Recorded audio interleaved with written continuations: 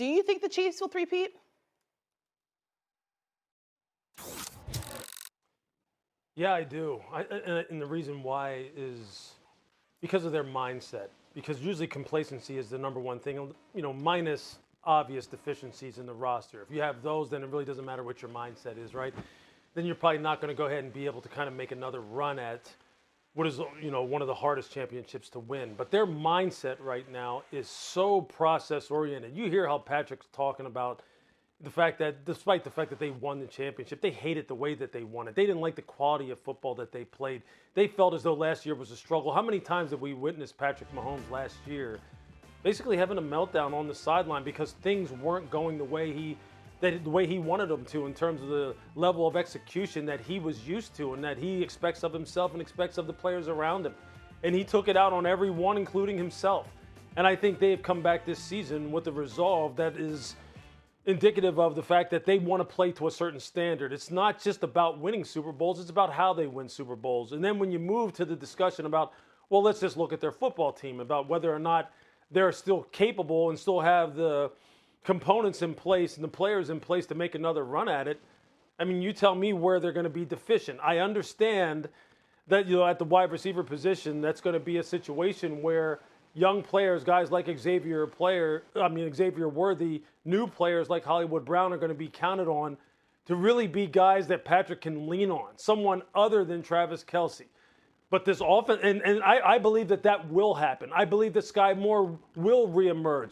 I believe that they will get out of Justin Watson what they need as far as a fourth, fifth wide receiver. I believe Travis is still motivated. They still will have one of the top 2 or 3 offensive lines in all in football, which we all know that when it comes to November, December, January football is the most important thing other than your quarterback. We always talk about on this show and others, come December, January, this team can't run the ball. This team can't protect the quarterback. This team's missing their offensive tackle. This team's done because their offensive line is decimated on the interior. Kansas City, luckily, has not had to deal with that. And when their guys are all on the field subsequently, they dominate. And then on the defensive side, look, L'Jarius Sneed is a stud. That is a guy who they don't want. Let's just put it this way. You can't just overlook the fact that he's not there anymore and that he's now in Tennessee. I get that. But Brett Veach did fantastic work in the 22 draft with drafting all those young players in the secondary who wound up playing a critical role when they beat Philadelphia in the Super Bowl, who are now in their third year, having won 2 Super Bowls in their first year. So, when you think about that, Trent McDuffie is still there, Brian Cook is still there, Justin Reed is still there, George Karlaftis is a guy who's continuing to come on, Chris Jones is happy now that he got his money. There's just so many things right now that add up to the fact that this football team really has not taken a step down in talent, and as a matter of fact, they're taking a step up in terms of their mentality. Andy Reid got his money this offseason. Brett Veach got his money this offseason, the head coach and the general manager. I know those 2 guys. I know they'll stay motivated. You tell me, besides, the same kind of freak things that always derail football teams, what will stop this football team? I don't see something stopping them. I still see them being a team that is going to be in the AFC title game. I think it's going to be a matter of who is it that they're playing against. That's a whole nother discussion that I think is fascinating in the AFC. And I would take Kansas City over the field to win it all again. I would not, only because I think it's so difficult to win the 3. And by the way, I think Lombardi's Packers, when they won the 3 straight in 65, 66, 67, are better. We'll get to that in a minute. But think about it last year with the Chiefs. They could have lost in Buffalo. He missed a field goal. Yeah. If he completes a 2nd and 9, 3rd and 9, Allen, they win the game probably in the end zone with a touchdown. Zay Flowers fumbles at the goal line in the Raven game. Who knows? Yep. And remember, if Purdy completes a pass on 3rd and 5 in the regulation, they don't come back and win that game. Plus, the Chiefs get a 4th and 2 in overtime. So they played 3 playoff games last year where, let's face it, and I know he's great and I love him more than anybody, they could have lost either one of those 3 games. They could have lost to Buffalo, they could have lost to Baltimore, and they really should have lost to San Francisco. But did they win? They did. But eventually you're going to lose a game like that when you continually play these kind of close games. Eventually. Yeah. That's why I think they won't win 3 straight. One thing about me is I will never, ever, ever doubt Patrick Mahomes. So when you ask me, can this Chiefs team three-peat? Hell yeah. Because Patrick Mahomes, he's just different. He is special. And I understand, Doggy, to your point, last year in particular, the way that offense looked until late, they were in a lot of games where they could have lost. But I also put it on their opponents. When you're playing the Chiefs, when you're playing Patrick Mahomes, teams tend to make those kind of mistakes where that fumble, that normally Zay would never do that, right?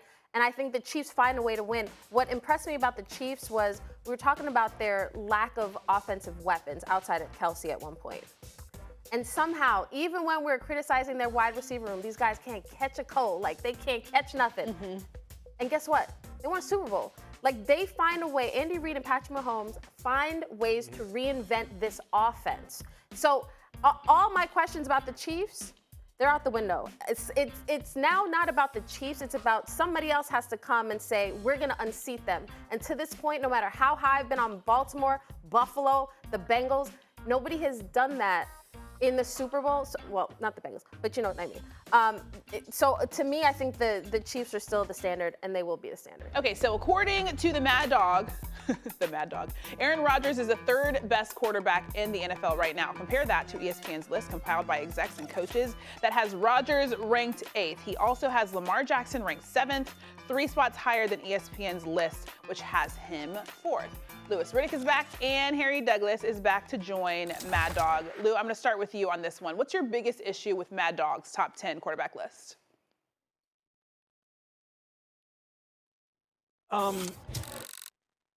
What's interesting to me about this is this. Okay, so you have Jalen Hurts on there, and I understand. Look, I don't think guys should necessarily slide up and down, from game to game, season to season. I think sometimes you have to take the aggregate and kind of like make a judgment call about who you think are the best players in the league, by position. But if you look at let's just say how Brock Purdy has played over the past 2 years, number one, where is he? Where is he on your list? How come he's not on there? I mean, Brock Purdy, by every measure, by every objective measure, and I know, Mad Dog, I know you love to look at objective statistics as well as try to go with your gut. I understand you try to use both, but where is he? And I love Jared Goff, but Brock Purdy has like absolutely smoked Jared Goff. And so has, for that matter, so has, Tua's been right there with him too. So, and where's Kirk Cousins? I know are you not a fan of Kirk Cousins? Are you not a fan of what he has done over the past 2 to 3 seasons when he was with Minnesota and the kind of consistency with which he has played?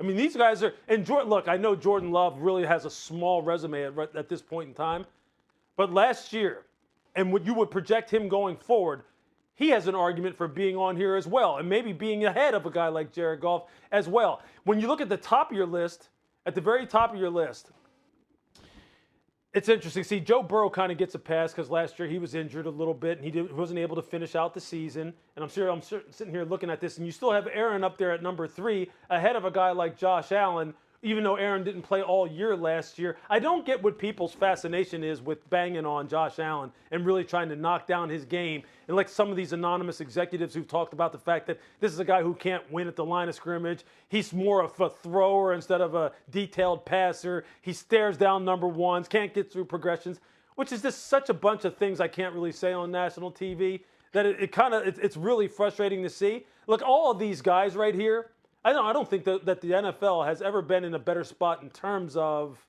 the overall physical ability and caliber of quarterbacks in terms of their physical skills. I know there are players who have played in the past, namely guys like Tom Brady, who feel as though, quarterback play has really gone downhill and that it is not to the standard by which he was used to in the early 2000s.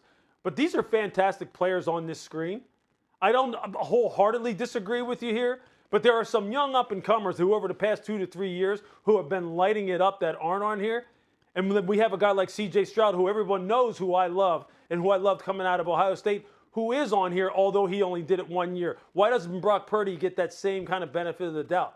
Why doesn't Jordan Love get that same kind of benefit of the doubt? Those are the kind of questions that I would have. Well, the 2 things I'd say about that, and it's not easy coming up with the 10. Purdy, a little product of Shanahan. You're right. So that's one reason why I didn't put him there. I put Hurts on the list because, let's face it, if maybe that call is not made on a hold at the end of the Kansas City-Philadelphia game, he could have won the MVP of the Super Bowl. MVP of the Super Bowl, and he played great that year. I'm giving him a little pass for last year. A lot of things went wrong with Philadelphia. I'm giving him a little pass on that. Rodgers, we all know it's very debatable. You want to make him fourth because, Alan, I'm with Lewis. You want to put him third. But I trust Rodgers. I trust his competitiveness. I trust the fact the Jets are due for a good year, and I think he's got a lot to prove. So I think Rodgers this year is going to have a big season, and I think as a result, that's why I put him third. And then listen, I could go Stroud a little higher, as I'm with Lewis on that. I like Stroud a lot. I left Cousins and Prescott out because eventually you got to leave some people out. I love Herbert's arm. So I got to give Herbert a little break. That coaching staff out in San Diego or in LA has been terrible. And one thing about Goff, he's done it for two teams now, because he took the Rams to the Super Bowl and outplayed Breeze in the championship game. That was the game with the pass interference. Mm-hmm. And he played great last year. And he played great, Lewis, you'd agree. He played great in the title game against the Niners. Yep. He kicks a couple of field goals. If Campbell uses his noodle and coaches the game the way the game is supposed to be coached on that level, Detroit's winning the game and they're going to the Super Bowl. So that's the reason I put Goff, Harry. So I have two issues with the list. I am not putting Aaron Rodgers at number 3 because the last time we seen Aaron Rodgers at an MVP level was 2021. We can't forget at Lambeau Field, the frozen tundra in Green Bay, if they would have beat Jared Goff and the Detroit Lions, they would have went to the playoffs. They came up short.